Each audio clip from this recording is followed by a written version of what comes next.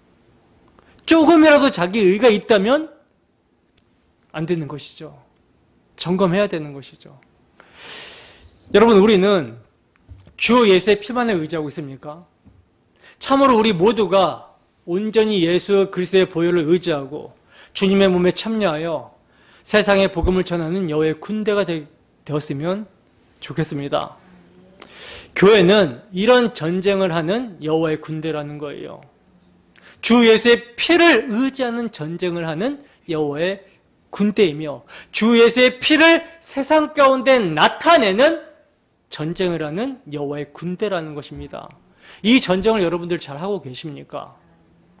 히브리서 12장 4절에서 5절 상반절까지만 함께 읽습니다. 시작. 너희가 죄와 싸우되 아직 피 흘리기까지는 대항하지 아니하고 또 아들들에게 권하는 것과 같이 너희에게 권면하신 말씀도 잊었도다. 아멘. 여러분, 우리의 싸움은요, 잡족들과 같이 세상으로 돌아가려는 싸움, 세속적 욕망을 채우려는 싸움을 하는 자들이 아니라는 거예요. 여호와의 군대는 오직 십자가 군기를 휘날리며 만군의 여호와를 나 자신과 내 이웃에게 선포하는 죄와 싸움을 하는 자들이라는 것입니다. 죄와 싸우되 피 흘리기까지 싸우는 자들이라는 거예요. 여러분, 죄와 싸우되 피 흘리기까지 싸우고 있습니까?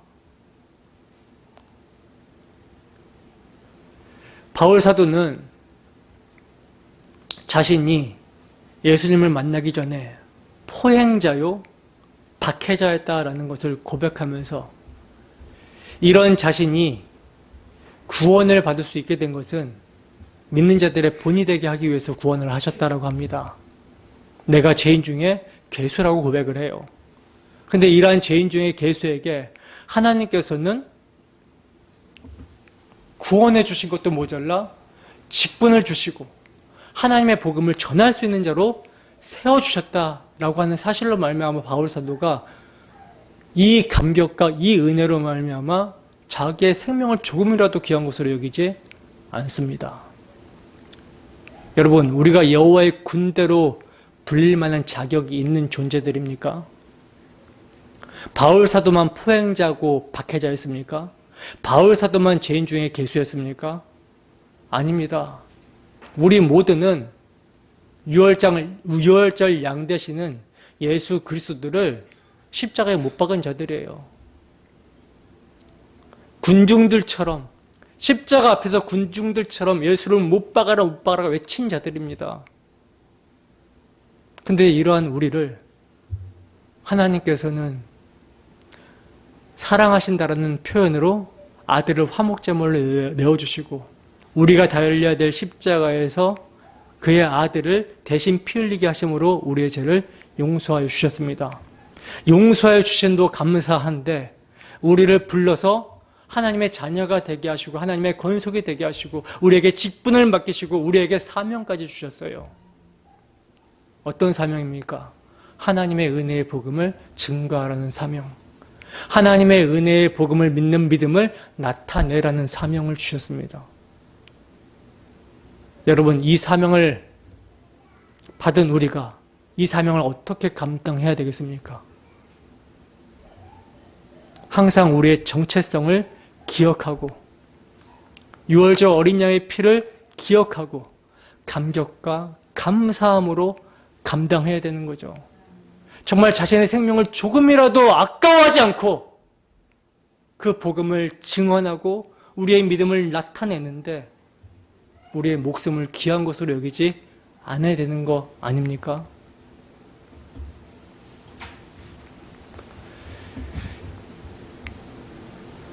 이 점에서도 우리가 기억해야 되는 것은 우리의 힘과 능력으로 여호와의 군대로 서게 되는 것이 아니라 오직 하나님의 은혜로 군대가 되는 것입니다. 그래서 본문 마지막은 바로 그 날에 여호와께서 이스라엘 자손을 그 무리대로 애굽 땅에서 인도하여 내셨더라 하고 마치고 있는 거예요. 여기서 그 무리가 차바, 군대라는 말이거든요. 군대로 애굽 땅에서 인도하여 내셨더라 하고 마치고 있는 것입니다. 그러니 여호와의 군대가 되려고 애쓰는 것이 아니라 하나님이 여호와의 군대로 불러주신 유월절의 의미를 기억하며 여호와의 전쟁에 동참되어지며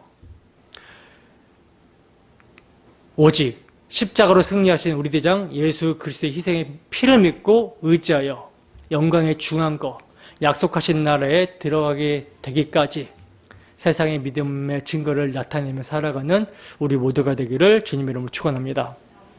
기도하겠습니다.